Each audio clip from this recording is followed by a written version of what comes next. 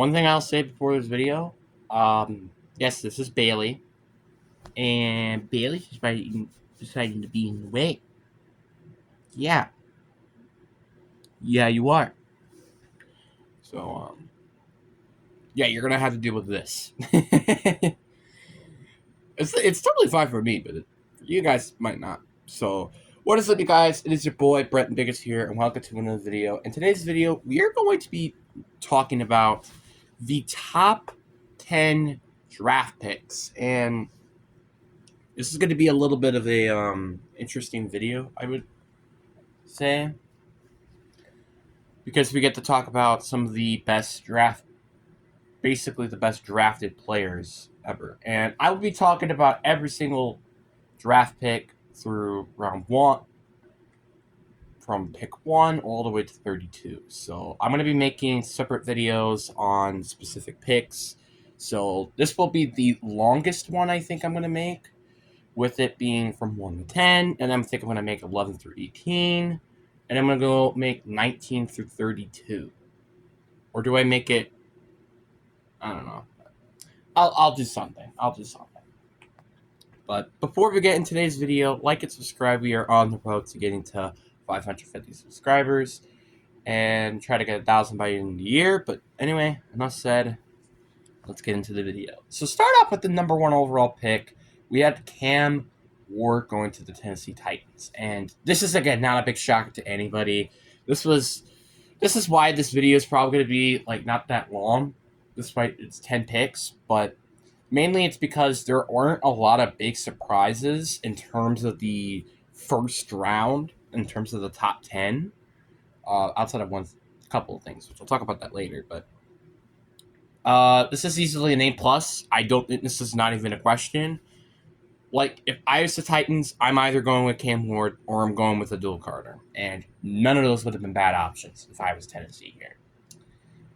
Then with the number 2 overall pick was traded to the Jacksonville Jaguars, and Jacksonville did have to give up a lot to move up from 5 to 2, which was kind of surprising because when we had wasn't it back in 2023 or something where Houston traded up with Arizona, and they didn't really trade a lot to get up that spot, despite they were 9 spots behind. So it was kind of surprising to see that they didn't have to give up a first-round pick for that to happen. It was just a second, really. Yes, hi. Don't you dare. I know what you're doing.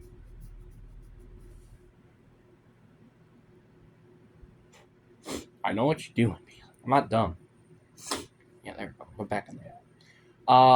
So Jacksonville traded up, which they went and got Travis Hunter, which this isn't a big surprise either. Because it doesn't make any sense for them to go get Adul Carter when you had Josh Allen and Trayvon Walker, which I'll talk about that later. And you did, after all, kind of did need both receiver and corner. You have Brian Thomas at wide receiver. I also think they have... Who else do they have at that position? Gabe Davis. But yeah, this team, you get the point. They need another receiver. They also lost Evan Ingram. And they also needed a corner, too, because Titus Campbell was really your only good corner. So this is a very good pick, in my opinion, A+. Now, our first non-A+ of the draft, the New York Giants. I'm going to say this once, so I'll say it again.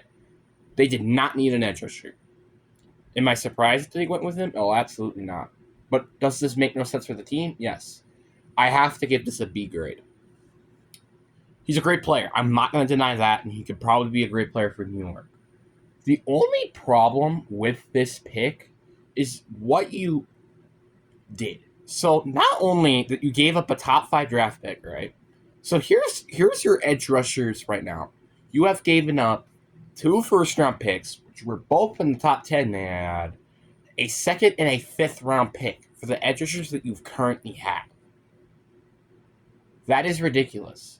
So you're kind of telling me that you don't care about any position in any other position, but you only care is the edge rushers. It's like, hey, if we had the top edge rushers in the league, we're going to go to the Super Bowl. This isn't 1980s. This is 2025. That's not going to happen. B.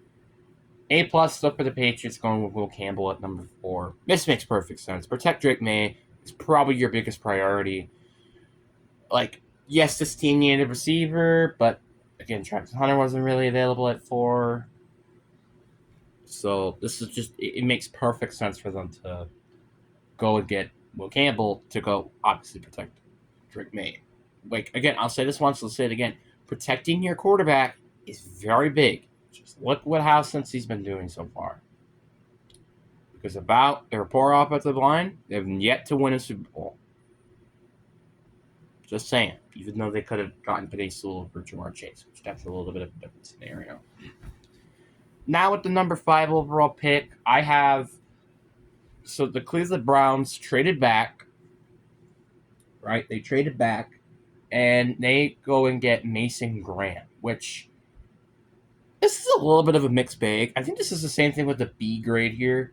Because it's like, this is the biggest position. I'm not saying it's a bad position, but it's not a good position to address with this pick. Mainly because of one simple reason. What was available, right? Like, offensively, this should have been a pick you should have used offensively. Because your defense, to be frank, wasn't that great last year when it really should have. It's not gonna... Like, it doesn't matter how good your defense can be if your offense is still a hunk of garbage. Because your offense right now complies of Kenny Pickett as your starting quarterback.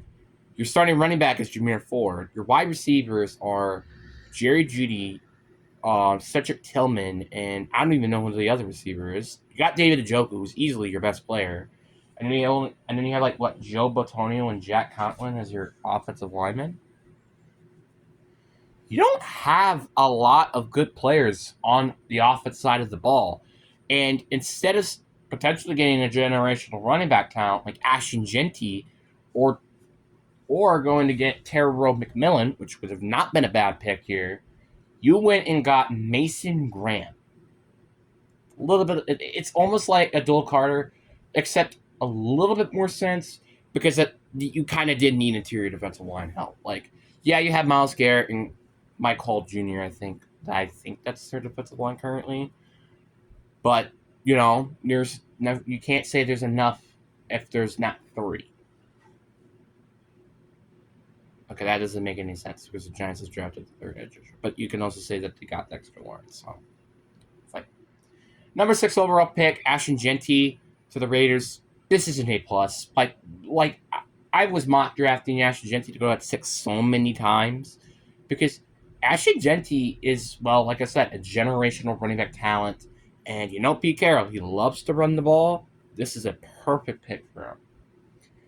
Number 7, this is where like things start to get a little bit more out of the mock draft board, but not entirely. You got Amon Amembu out of Missouri going to the Jets.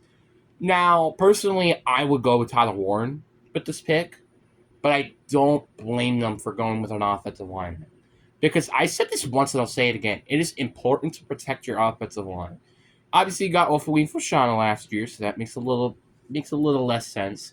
But you did also lose Tyron Smith and I think Logan Morris, or if not, he's still at 35 years old. So this makes a lot of sense to go with Amanda Mendu. And plus, one of them will have to pan out, right?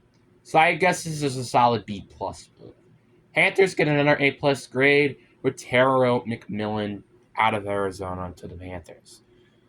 This just makes way too much sense. You need a wide receiver, and that is exactly what he is. He's a wide receiver. Now, to be frank, could have they gone with a defensive player here? Sure. But I still would like to have a receiver over defense. Again, sometimes having a good offense makes a good defense. Sometimes that's the case. So A+. Then you got the Saints taking Kevin Banks Jr. This is another A+ move, because they desperately need to get an offensive tackle because, well, Trevor Panning, he hasn't been that great of a player. Honestly, he's kind of been a bust. And Ryan Ramczyk is close to retirement. This just makes perfect sense here. And then we have the last pick in the draft and the most confusing pick in the top 10. We had Colston Loveland, tight end out of Michigan. This is a terrible pick. This is an F grade here. Why are you going with Colston Loveland when, one, there were other bigger needs on the roster, two, this was arguably one of the biggest strength positions is wide receiver and tight end playmakers, and three, he wasn't even the best rated tight end available. There are a lot of things that I have to admit this just does not make any sense about. Like, why are you drafting a tight end when you could have fixed your defense a little bit more? Or go get another offensive lineman, even though they didn't need another offensive lineman. Well, to be fair, there weren't really like an offensive lineman available. Like, if I'm just the Bears here and I want a Colston Loveland, just trade back. Just trade back. That makes no sense at all. This makes no sense. He's not a bad player. I'm not going to deny that. But again, is he better than Tyler Warren? No. And this guy, he's more of an actual receiver than he is at a tight end. And I'll say it once and I'll say it again. This is just not worth the pick. You already have Cole Kmet, which is a very good tight end. He's easily a top 15 tight end in the league right now. So, very, very head-scratching pick here. But anyways, guys, I really hope you guys enjoy this first part of the draft. Hope you guys enjoy. Peace.